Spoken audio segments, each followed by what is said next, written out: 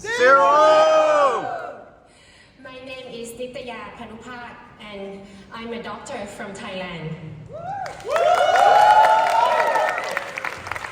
In Thailand, more than 90% of healthcare providers have heard about U equals U, but only 70% believed in its science. Just 1/3 communicated U equals U to their clients, and only less than a quarter said zero risk. Whether or not you are a doctor, a nurse, a pharmacist, lay providers, community health workers, advocate, or a person living with HIV, I know what might have held you back from saying zero. You might be afraid of sexual pleasure being enjoyed by a person living with HIV, especially if that's sex without a condom, because you're afraid that it will then increase STIs and unintended pregnancy.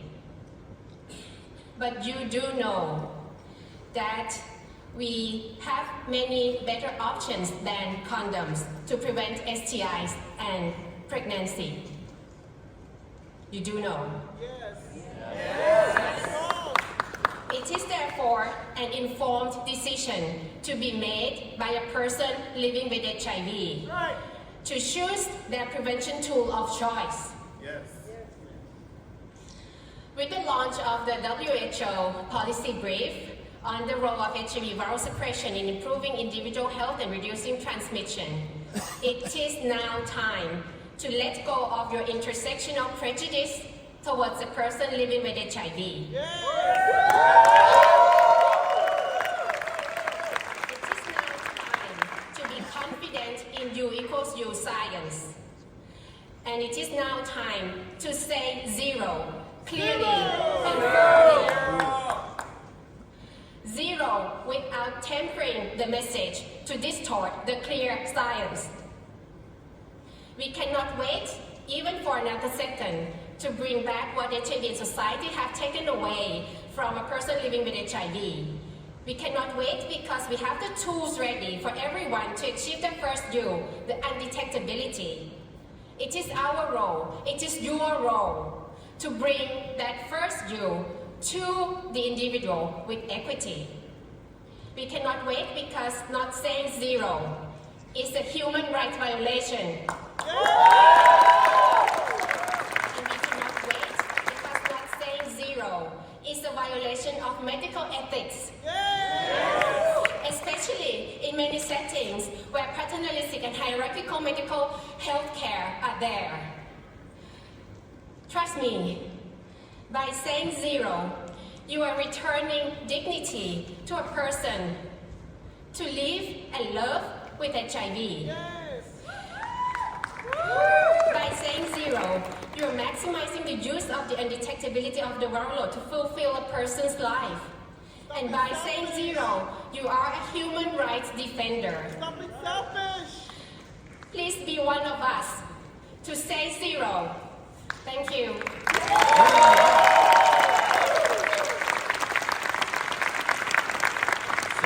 Namaste everyone.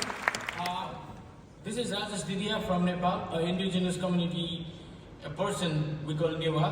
And first of all, I would like to thank the indigenous community of this land who have organized a wonderful event here.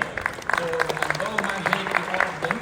And actually, zero, it's mean a lot for a person like me. And I'm living with HIV since from 22 years, and my wife is seronegative. So the zero is one of the most hope for people like me who will have newborn babies without HIV. So this is the most exciting part of that. So that's why when we say we want zero. So this is the most fascinating part of a brief of WHO this time. So in this land, I would like to thank everyone to accepting us as our boys, and especially to indigenous people. You have to think about a lot because we think in different ways. The same thing, but in different ways. So you have to make a prioritize for indigenous people all over the world. So for that, we demand to fulfill the need of indigenous people of this globe. Zero and now. Thank you so much.